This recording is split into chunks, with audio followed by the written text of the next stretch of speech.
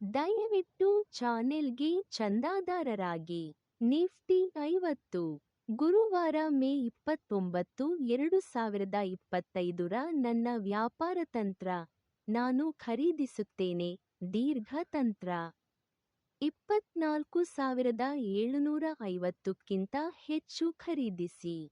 ಮೊದಲ ಗುರಿ 24,850, ಎರಡನೇ ಗುರಿ 25,240. ನಷ್ಟವನ್ನು ನಿಲ್ಲಿಸಿ. 24,710 ನಾನು ಮಾರಾಟ ಮಾಡುತ್ತೇನೆ ಸಣ್ಣ ತಂತ್ರ. 24,700ಕ್ಕಿಂತ ಕಡಿಮೆ ಮಾರಾಟ ಮಾಡಿ.